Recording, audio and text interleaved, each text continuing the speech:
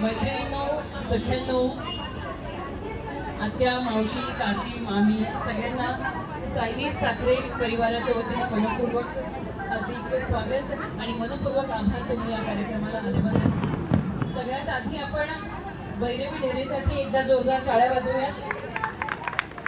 आणखी एकदा जोरदार टाळ्या होऊन जाऊ द्यात तिच्यासाठी, कारण एवढा गारवा असताना सुद्धा नावाप्रमाणे भैरवी स्वर छान जोडवते आणि आळवते आहे आणि वादक मंडळी सुद्धा तितक्याच ताकदीने तिला साथ देत आहेत. त्यामुळे नक्कीच सगळ्यांच्या डोळ्यात पाणी आलेलं असणार आहे. हे इतके सुंदर अभंग भैरवीने गायलेले आहेत.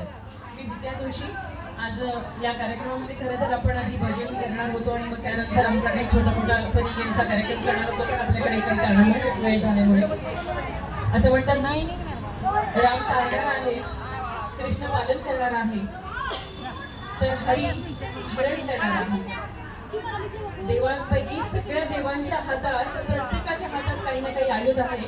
फक्त पांडुरंग असा आहे की ज्याच्या हातात कोणतंही आयुध नाहीये आणि त्याला भेटायला जाताना लोक लोटांगण घालत आणि एकमेकांना नमस्कार करत जातात.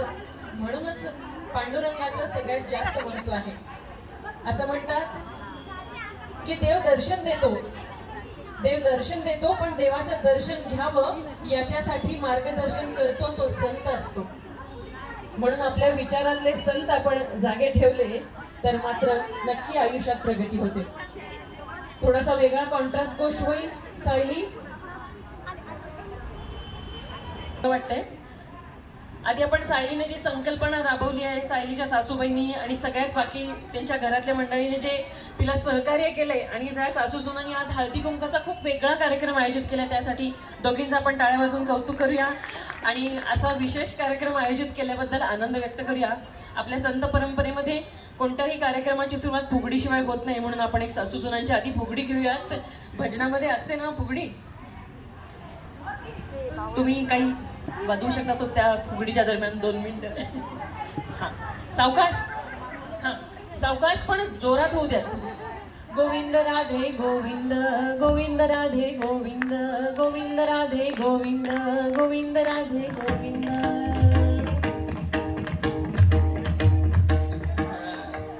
बघा किती छान आपल्या परंपरेने आपल्याला फुगडी दिली आहे. कधी सासू सुनेला नमस्कार करताना पाहिलंय का आपण? पण जेव्हा माऊलीच्या अंगणात फुगडी असते तेव्हा कोणी सासू नाही आणि कोणी मोठी नाही, दोघींनी एकमेकींना एक भाविक म्हणून नमस्कार केलाय.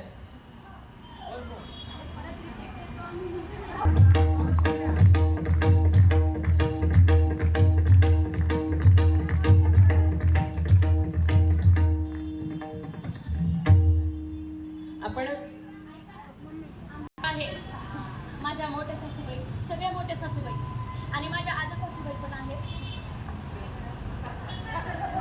अनुभव घेतलाय बरं का. त्यांचा उत्साह आजी म्हणण्याच्या पलीकडचा असतो.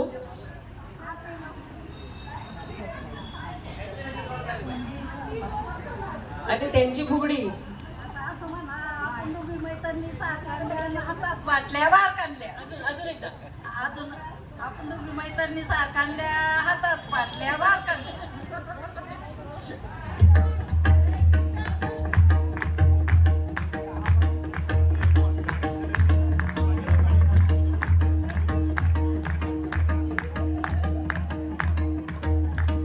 आणखी कोणाची घ्यायचे?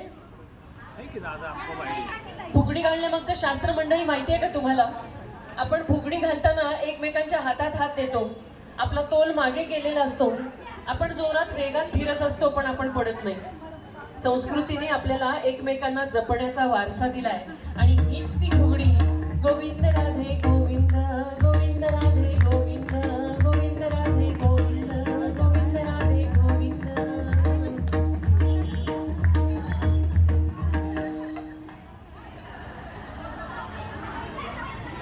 आपण आज भजनाच्या कार्यक्रमाबरोबरच हळदी कुंकवाचा कार्यक्रम जो काही कारणाने लांबलाय, अरे वा, असा उत्साह पाहिजे. साखरेंच्या घरातला गोड उत्साह आहे.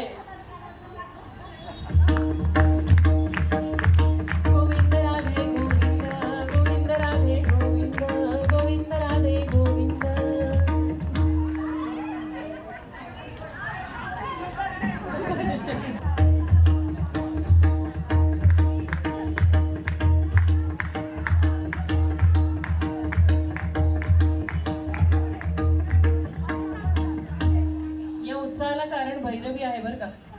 कारण तिने इतक्या छान पद्धतीने सूर वाळवून इतकी छान वातावरण निर्मिती केली होती की प्रत्येकाच्या मनात हा एक भाव जागृत केला आहे. इतके सुंदर सूर आणि इतके सुंदर स्वर तुझे लागले होते. असं म्हणतात स्त्री ही लक्ष्मीचं प्रतीक आहे. प्रत्येकाच्या अंगणात प्रत्येकाच्या घरात स्त्री लक्ष्मीच्या पावलांनी, सरस्वतीच्या रूपांनी आणि अन्नपूर्णेच्या गुणांनी येते आणि घराला सावरते.